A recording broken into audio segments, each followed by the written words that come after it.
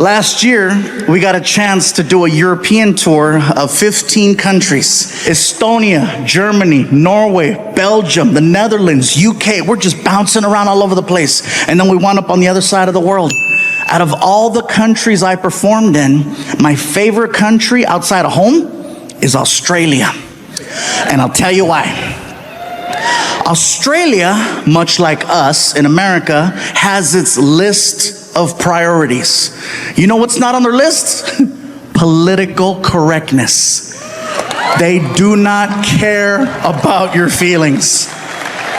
It's like a country full of Daves. Believe it or not, it's very refreshing to be around such a large group of people who speak their minds so freely. And if you know that before you go there, you're gonna have an amazing time. But if you don't know that and you show up, it is a culture shock and a half, because I showed up and I didn't know. Everybody says you gotta see the beaches, and I went to the beach. I had people coming up to me. Hey, somebody help me get them back in the water.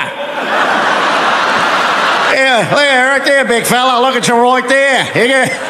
Oh, look, he's moving. Oh, he's crying. I bet it tastes like gravy.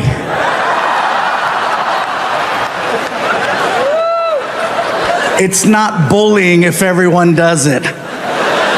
Yeah, that being said, I'm in Australia. Sydney, Australia, at the Opera House. For me, it was one of the most iconic places I've ever got to perform in. It was bucket list, definitely. After the show, I wanted to go hang out with some Aussies and see what that was like. I'm hanging out at a pub. First things first, Australian people do not drink Foster's beer. That's an American thing. They don't drink that over there. I tried ordering one to fit in, didn't go over well. Bartender looked at me. Hey, you like the taste of piss, do ya? Okay, don't order that again. So I'm hanging out with these two Aussies, and we're drinking a rum called Bundaberg. At first glance, it looks like a Coca-Cola bottle because there's a polar bear on the front. And then you drink it, and you're like, that's not Coke.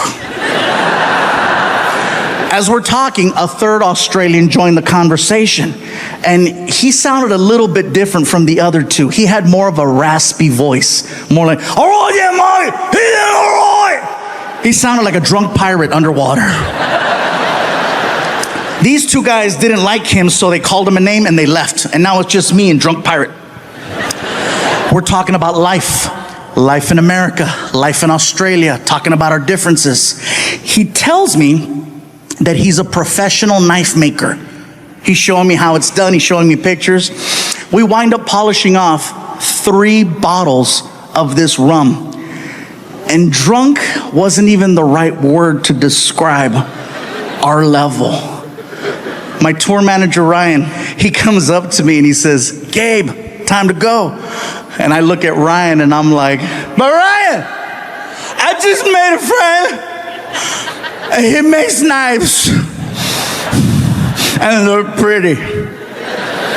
My tour manager always knows how to talk to me no matter what condition I'm in. If I'm drunk, he knows better than to talk to me like I'm an adult. He talks to me like I'm 2. He looks at me and he says, hey, buddy, you hungry?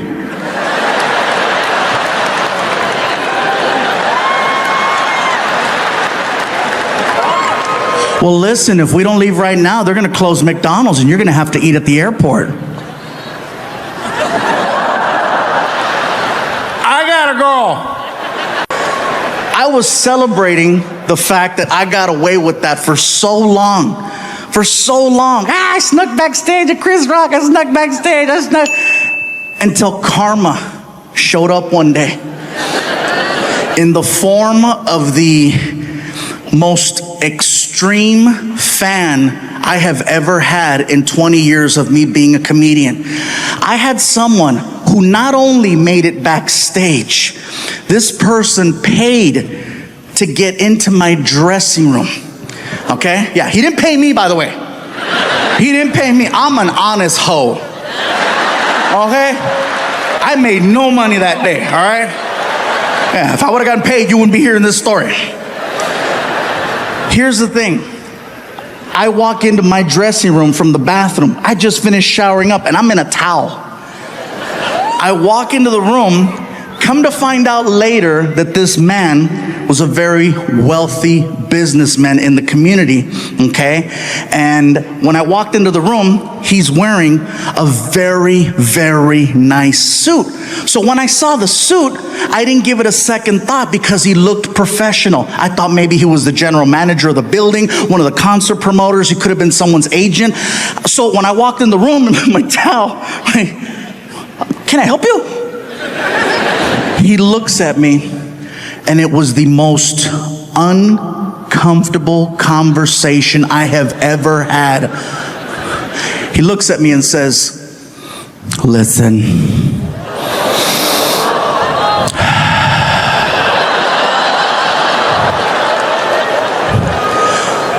I am not here to waste any of your time. Fluffy, I am prepared to take care of you. I will give you a new Lexus and an allowance that's more than what you make as a comedian. Leave with me.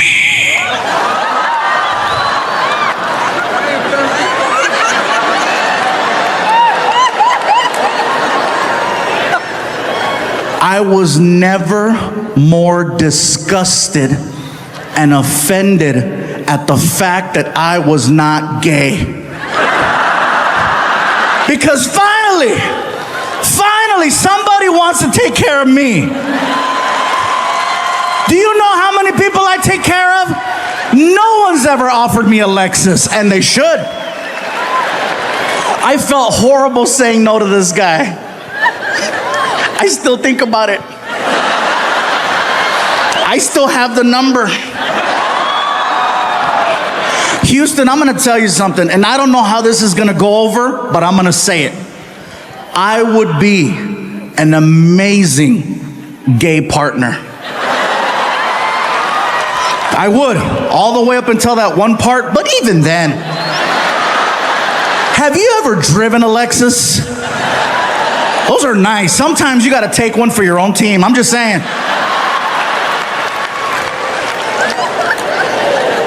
Now, in all seriousness, not to be funny, not to be disrespectful, let me tell you the reason why I would be an amazing gay partner. The level of communication between two men is so high, I might actually get an answer. There might be clarity and understanding. I might hear a yes, I might hear a no. Do you know how many relationships I have been in where I still don't know the outcome to certain conversations? Very simple yes or no questions. That's what I would do. Something as simple as, baby, you hungry? Well, I haven't eaten yet, so I probably should eat something, but I'm not feeling it right now. But if I don't eat right now, you know how I'm gonna get later. So I guess it's probably a good idea if I start eating right now. But it really depends on the options. What do you think? Ah!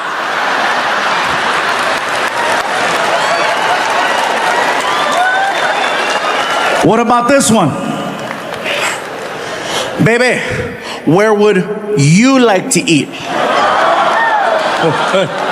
You hear all the guys? Yeah. Finally! I'm not alone! Everybody's pointing at somebody right now. Guys, am I right? This has to be, you would think that this is the safest question in the world to ask, but it's not. Well, just pick something. You know me, I'm go with the flow. Whatever you decide is okay with me. You know me already, just pick something. All right, we're going to Burger King. I don't like Burger King. Why do we gotta go to Burger King? Burger King gives me chorro. Chorro is Mexican diarrhea. How about this one? How do you feel? Really? Really? You want to know how I feel? Well, maybe if you'd pay attention from time to time, you might know how I feel. You might not need to have to ask me such a question because you would already know exactly how I feel. The amount of time and energy I've exhausted to let you know how I feel, and you have the nerve to ask me, how do you feel?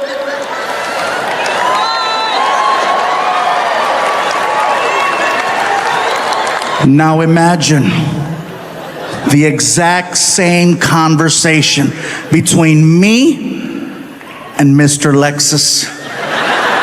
Do you know how efficient that conversation would be? Hey, bro, you hungry? Thought you'd never ask. What do you want to eat? Whatever you want to eat. We're going to Burger King. I love Whoppers. Me too. We go to Burger King and we tear it up. We get back home and I ask him, hey, how do you feel? Horny. Me too. How do you want to do this? Heads or tails? It would be efficient.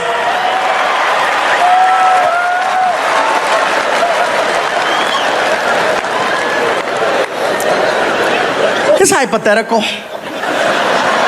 But believe me, I still think about it, Especially whenever I get into fights with my girl and she says something like, oh, you think you can do better? Oh, I know I could have a Lexus. Getting back into the swing of things, we have definitely come a long way from 2020. The fact that we're in a sold-out stadium, elbow to elbow, ready to laugh, have fun. We've come a long way. 2020, you guys, I gotta just thank my dogs. I gotta thank my dogs because my dogs kept me sane. They kept me happy. They kept me focused. Because I was so depressed. I was sad. I didn't know what to make of things. Do we have any dog owners? Yeah? See, dog owners, you know what's up. No other animal in the world will give you 100% like a dog. What? Cat? No. I'm sorry. No disrespect to cats or cat owners. But cat owners, you know as well as I do. Your cats, because I know you got more than one. Your cats look at you like you live in their house. You walk in, you try to scold them for something. And then when you try to talk to them, they turn their back on you and show you their butthole. And you're staring, you're like, oh my God, it's so dark. Only a dog will give you 100% of itself. That's why they get so sad when they know you're about to leave, and why they get so happy when you come home. You are literally everything they've been looking forward to. And now you're back! I know for a fact, nothing on this planet loves me more than my dogs. I said this last night and someone said, what about your son? I said, nothing loves me more. I could leave my dressing room for 1 minute or 1 hour. When I come back, the reaction is the same. It is the greatest moment ever, every single time. Oh yeah. My dog Vinny will jump off the couch and run towards me top speed. And then when he gets to me, he jumps up and down. And he makes a sound like a... You can almost hear, where were you? Where were you? Where were you? And he pees everywhere. I used to get upset that he would do that, but then I thought about it. My dog loves me so much, he cannot control his own bodily functions. That's why when I would go home, I would immediately pick him up before anything. And then my girlfriend would get mad. How come you don't come to me first? I said, because the dog loves me more. How do you know I don't love you more? I said, I don't see a puddle. Nita, dry. Yeah, she didn't like that, sorry. But yeah, these dogs, man, let me tell you. And I apologize if I'm kind of stuttering or I'm not as focused right now. I have never been distracted by a blimp with my face on it.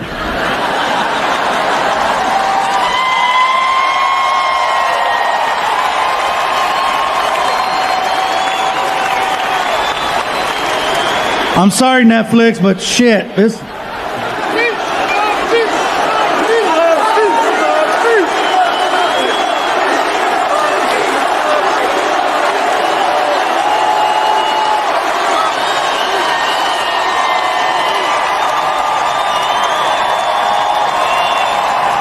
This is like a birthday and Christmas and the Super Bowl and the World Series and losing my virginity all at the same time.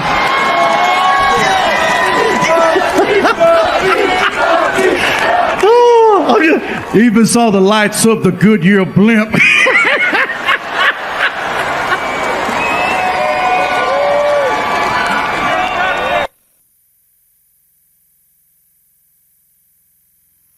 We were in Mumbai, Bangalore, and Delhi. Okay, these three places is where we went to perform. Mumbai and Bangalore, the shows went over very, very well. Okay, there were about 1,500 to 2,000 people, which is amazing for a few going over there. I was like excited, yes. And then we get to Delhi. And when we got to Delhi, you guys, it got a little crazy. Martin walks out on stage and the crowd recognized him. And they started chanting, Martin! Anytime I hear that, I'm like, they know him, it's gonna be a good show. So Martin starts cracking jokes. The crowd starts laughing. He's cracking more jokes. The crowd keeps laughing. All of a sudden, I hear this.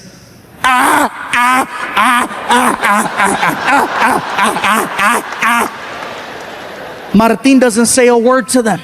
He gets off stage, next comedian comes out, and then Martin comes over to me and he says, bro, I don't know what's going on, man. I don't know what's going on out there. There's these three guys in the front row. They're laughing like Klingons from Star Trek. I'm not gonna address them. I'm gonna save them for you. I was like, oh, thank you. So then Martin goes back out there on stage and he introduces me. Ladies and gentlemen, Gabriel Iglesias. And then I run out on stage and the crowd started chanting, Fluffy, Fluffy. And I was like, whoa, what's up, Delhi? And I start cracking jokes, start getting laughs, start cracking more jokes, start getting more laughs. And then it happened.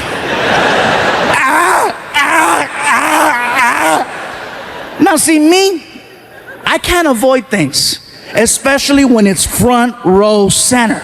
So I addressed it. I came right out and I said, well, hello. I said, what do we have here? I said, so where are you guys from? And the guy in the middle looks at me and he goes, we are from Germany. I said, cool, we have Germans in the house. And the whole crowd got really weird. You could hear them. They freaked out because they thought I was gonna start making fun of the German people. And one guy even stood up. Don't do it, don't do it, don't do it. I go, relax, bro, have a seat, don't do it. I'm not gonna make fun of the German people. That's the last thing I wanna do is offend them. I don't wanna end up outside in an alley somewhere freaking in 2 hours. And this is the last time we are going to tell you, do not make fun of German people. As I'm doing this joke about a German kicking me on the floor with the accent, here's where it gets crazy. I get hit in the side of the head by a bat. Listen to what I just told you, Bay Area. I get hit in the side of the head by a bat. Not Major League Baseball. I'm talking about, I'm gonna suck your blood. In India, there are millions and millions and millions of fruit bats. And one of them, actually 6 of them, made it inside of the building. And they're flying around and they're hanging out in the rafters. And one of them decides to fly down. And basically, when I was doing the kicks, I stepped into the line of flight of the bat. And he caught me right here. I'm like, what the hell? And I look up and you see it and you can hear it. The Indian people saw that and they freaked out. They were yelling, they did it. They did it. We told you, don't do it. We told you, don't do it. They are evil. They are evil. I'm like, dude, I don't care how evil you think the Germans are. They don't have control over bats. It wasn't like the guy got offended and said, oh, really? Uns release the bat. So now the crowd is weird. These guys are laughing. And there's freaking bats flying around the theater. First 2 minutes of my show. I gotta do an hour. And now I've already lost the crowd. They're freaking out. These guys are laughing weird. I'm nervous. It's my first time there. I don't know how to get out of this. So I literally walked over to the other side of the stage and I started just performing for this side of the room. trying to redirect the focus right here. And I'm so nervous, I'm stuttering, I don't even have a segue. I'm like, you know, it's crazy in America. Everybody in America likes drinking, you know, it's just real crazy. Like for example, Mexicans, most Mexicans, we like drinking tequila. Most black people like Hennessy. Most white people like Jaeger. Here in India, you guys like Fanta. And when I said Fanta, the crowd went crazy because it was such a local reference. They freaked out. They were like screaming, "Oh my God, he knows, he knows!" They started singing, "Fanta, Fanta, don't you want na Fanta, Fanta, don't you want na Fanta, Fanta." The roar was so big, it allowed me to restart my show. So I started cracking new jokes and more jokes and these jokes and those jokes. 5 minutes go by. 5 minutes go by.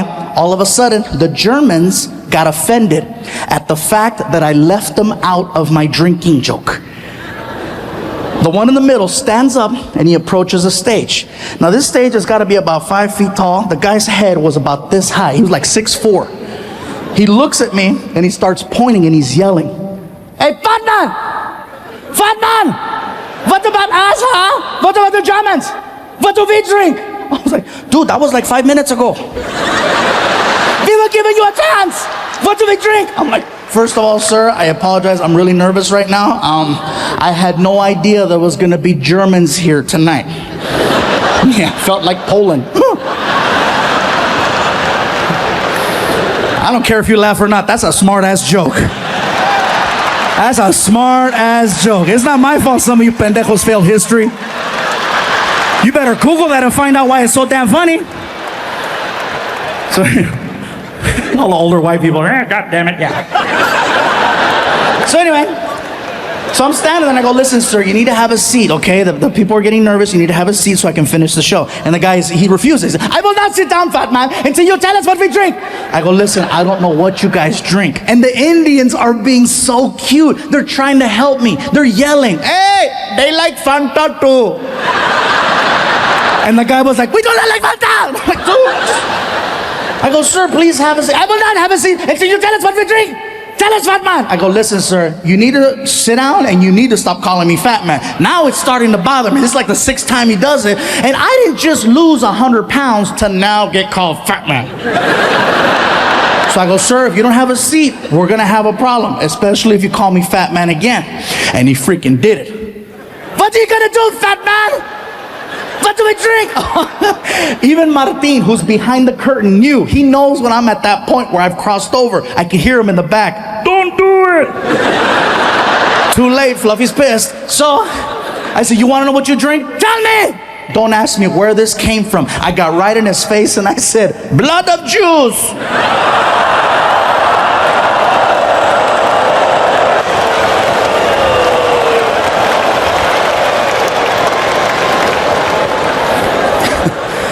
Now see, automatically you guys gave me a whole different reaction. In Delhi, that was probably the most shocking thing ever said on that stage.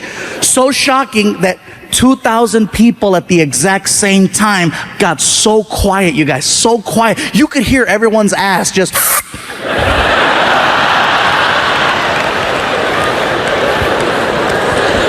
And I'm still standing there, my hands out. Have you ever said something that was so bad? And I mean, you knew it was bad as it was coming out of your mouth, and you're trying to stop it, but it's too late, it's already out, and you're like, "No!" And it's too late. Blood of Jews is all over his face, right? I'm standing there, my hands out, I'm looking at him, he's looking at me, and I'm like, "Ah!" He says, "That's a good one, yeah, that's a good one." Oh my God, thank you, thank you. It doesn't end there. I'm telling you guys, this is so crazy. So next morning, Martin and I are flying back home to Los Angeles from Delhi. We're taking an airline called British Airways. We go from Delhi to London, England, and we have a connecting flight over there. Once we get to England, they canceled our connect for whatever reason. And so we got rebooked on another airline called Lufthansa. It's a German airline. Now, this is why I believe in karma. Seriously, Martin's like, really? Blood of Jews? I'm like, I know. I felt like they phoned ahead. Ons, take out a fluffy. So I put down my credit card. I made sure that Martin and I got upgraded to at least their business class because it's like a long flight. And so we're in there, we're on the plane, and the plane takes off. About 20 minutes into the flight, we're just sitting there, we're laughing. And the flight attendant, she starts coming down the aisle with a little cart. Okay, she's coming down the aisle and she sees me and she goes, "Hello, sir. Do you have a preferred drink of choice today?" Martin looks at me, taps me in the chest, and he goes, "Hey, tell her. Tell her, bro. Come on, ask for it. If anybody has it." Dude, shut up. And then she looks at Martin. "Sir, do you have a preferred drink of choice?" And Martin's like, "Yeah, do you guys got blood of..." She's like, "Bloody Mary?" "Yes, yes, Bloody Mary." Freaking Machete's gonna get me banned from flying. So we make it back home.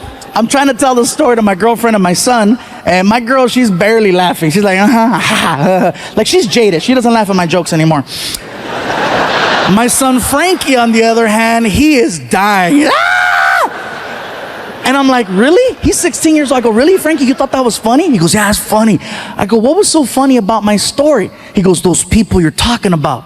I go, "Who, the Indians?" He goes, "No, the other ones." I go, "The Germans?" He goes, "Yeah, it's funny." I go, "What's so funny about the Germans?" "The way that they speak." I go, "What's so funny about the way that they speak?" He goes, "They sound like the three little pigs from the movie Shrek." I had to go. I am super excited, you guys. Let me tell you, this is our 19th year coming to Chicago, okay? 19 years.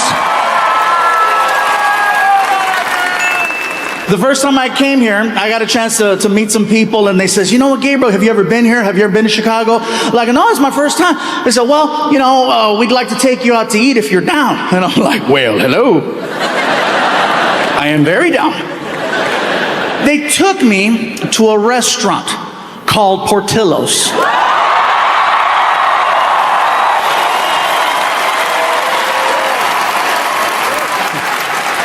You heard of it? So we get there, and it was very, very good. The hot dogs were delicious. I had a chicken chop salad. It was amazing. Had a beef dip, really, really good. But it wasn't until the meal was almost over that these new friends of mine said, "We'd like for you to try something you might not have ever had before." And I'm like, "That's not likely." I said, "Well, what is it you want me to try?" And they said, "Well, they sell a thing here at Portillo's called a chocolate cake shake."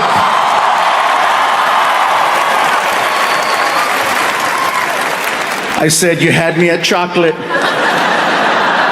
They said, "Well, you got to go up to the special window and you got to order it from the lady." So I'm like, "Okay, cool." So I get up and I walk over to the lady, and she's like, "Can I help you?" I say, "Yes, my friends are telling me that I need to try this thing called a chocolate cake shake." "Okay, what size would you like?" "How good is it?" "You want a large." "All right. Can I please have a large chocolate cake shake?" "No problem." And there I pay. And she turns around. She turns around and she walks over to this little refrigerator that's on the counter. And she opens it up and she pulls out a piece of chocolate cake. And I'm thinking to myself, she must misunderstood what I said. I didn't ask for a piece of chocolate cake. I asked for a chocolate cake shake. She must have heard what I was thinking, because she's walking by and she's like, "It's gonna happen."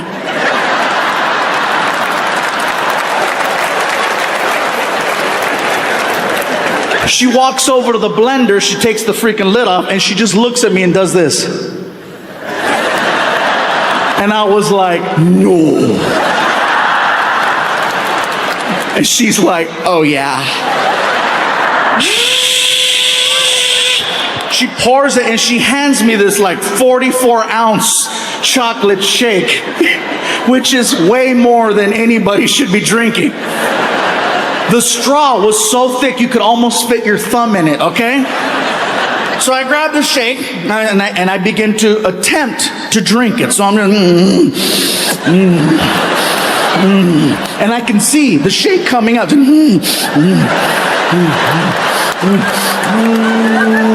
And it hit, and then all of a sudden, woo!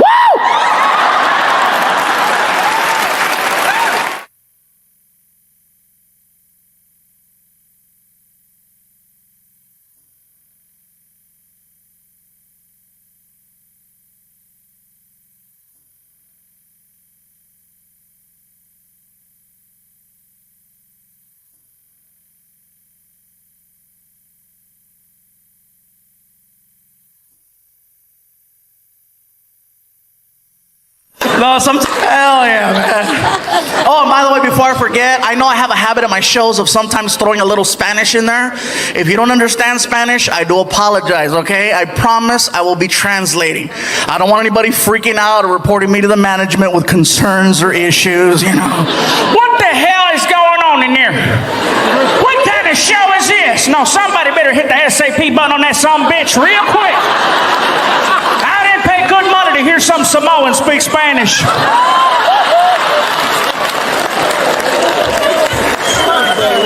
I'm not Samoan, I'm fluffy. I didn't know why the guy thought I was Samoan, you know?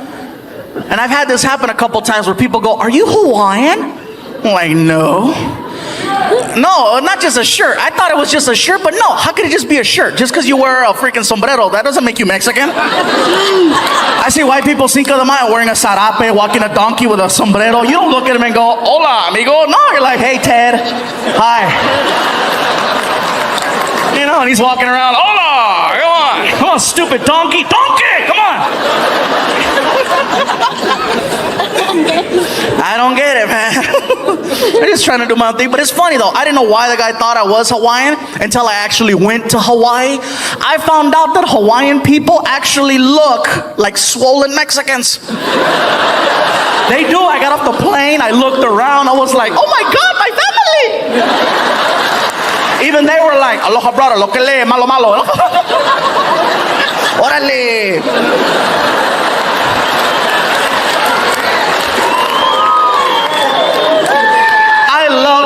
Hawaii was great, man. They have a lot of different cultures there. They have a lot of Asian people. A lot of Koreans. I know this because I got a couple of shirts tailored at some places, and every time I'd go in, it was always a Korean lady. An older Korean lady who was me. I'd walk in, and this one lady always had a comment to make. I'm there for a week, and every day she had a different comment. I walk in one day, and I couldn't say anything either because she was 75 years old. I can't say nothing back. You know, but there I am walking in. The lady behind the counter. Oh, look at who's here. Look at who's here.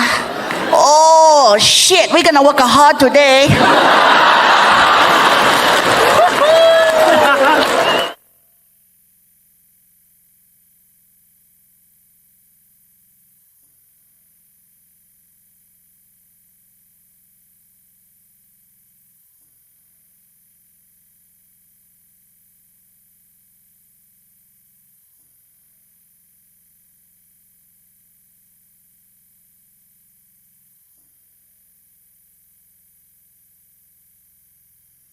But every now and then I go out and I wanna meet people. I wanna see cool things. And for example, comedy.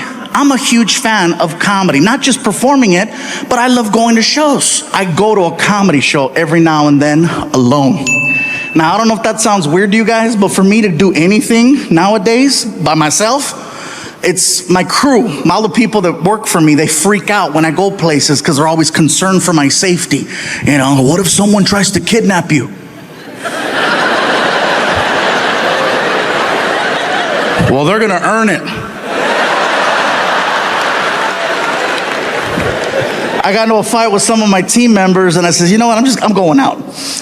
I bought myself a ticket and I went to go watch Chris Rock one night in concert. Now, I says, "You know what? Maybe I can make my way backstage and I don't know, if I get lucky, maybe I'll say hi to him. I've always wanted to meet him." So I go to the side of the stage and I run into security and I said, "Hey."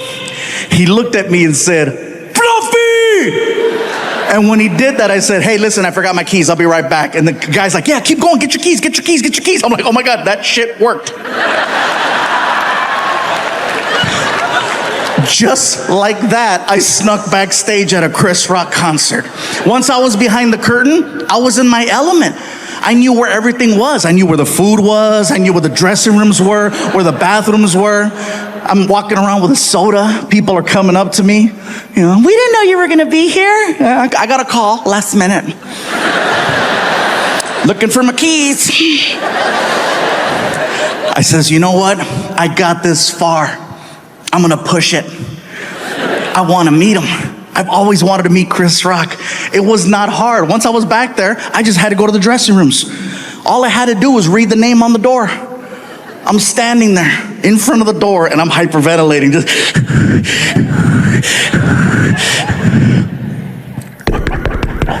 the door opens up and there's this man in there, this bodyguard who's just massive. I'm a big guy, but damn, dude was huge. As soon as he opened the door, just...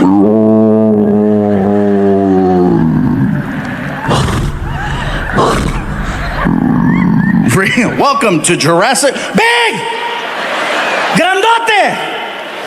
And I'm standing there and I'm like, hi. And he's like, can I help you? Yes, my name is Gabriel. I'm a comedian. And I wanted to see if I could say hi to Chris Rock, if that's possible. You say you're a comedian? Yes. Well, then you understand Chris is going over his material right now. He really ain't trying to talk to nobody. So I'll tell you what, player, if you want to come by after the show, you're more than welcome to. But right now, it's not a good time. Chris Rock is a busy man.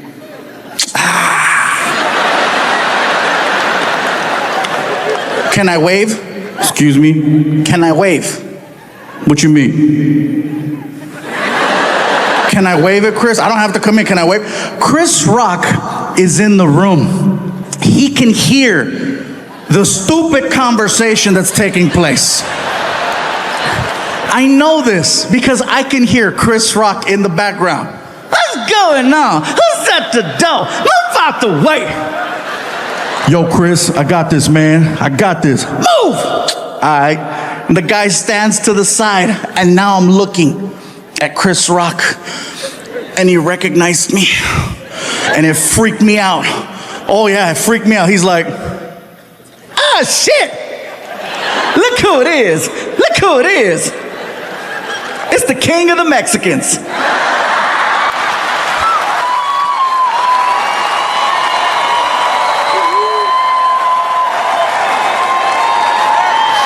Chris Rock called me the king of the Mexicans. For the rest of the show, everyone referred to me as El Chapo. I want to let you all know right now that there are things about me that you don't know that you're going to find out sooner than later. So basically what I'm trying to do at this moment is do what my lawyer said and get ahead of it. I offended someone whose name I should have never brought up. I offended a professional fighter. His name is Canelo.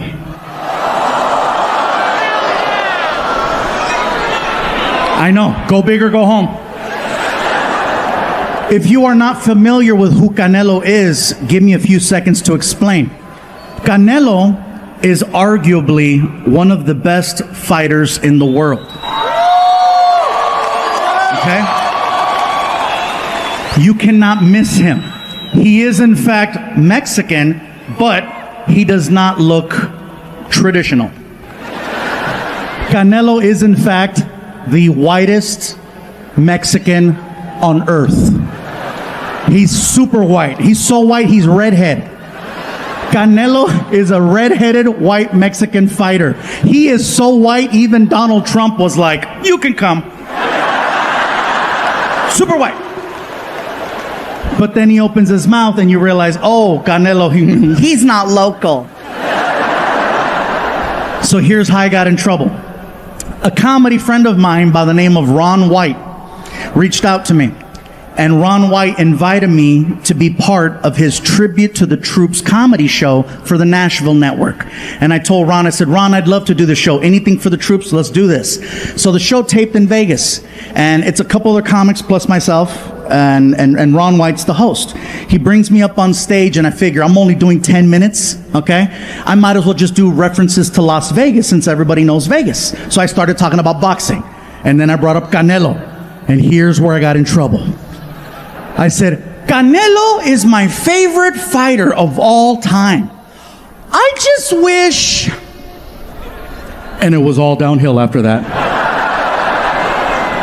I said, I just wish he would not do interviews in English because English is not his strong language. And if you're a professional hear me out. If you're a professional fighter, you need to sound confident, engaged, threatening, aggressive, on point, in your face. And in Spanish, he does.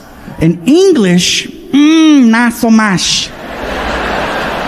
In Spanish, he's a killer. In Spanish, the reporter, the announcer comes out. Aquí estamos con Canelo Álvarez que se va a pelear contra Floyd Money Mayweather este fin de semana en pay-per-view en el MGM Grand en Las Vegas, Nevada. I know some of you heard that right now and you're like, oh my God, I think I understand Spanish. Because you do.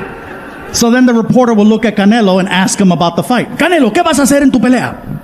Canelo takes the microphone. He's a man of few words, but he's on point. He looks at the camera and he's like, pues mira, lo pegar así, va a pegar el piso. ¡Sas! Así mero, no se lo pierde ese fin de semana en el MGM Grand, Las Vegas, Nevada. Canelo Álvarez contra Floyd Money Mayweather. No se lo pierda. Same exact interview. English.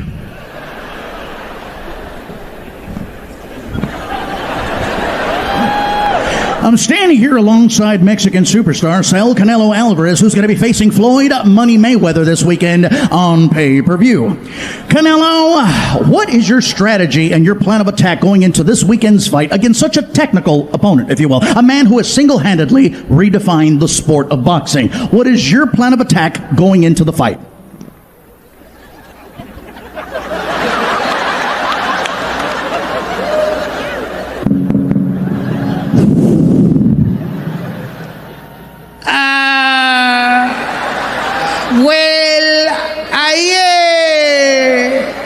Going to hit him like this. I'm going to hit him like this.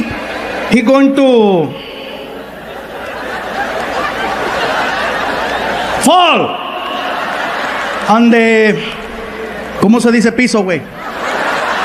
Floor. He's going to fall to the floor and then tan tan así. All right, well, there you have it. Floyd Mayweather, I hope you are ready, my friend, because, yeah, that's what's waiting for you. Reporting live for ESPN News, I'm Phil Stevens. Back to you in the studio, and we're out. The hell was that, goddammit? Why did you warn me?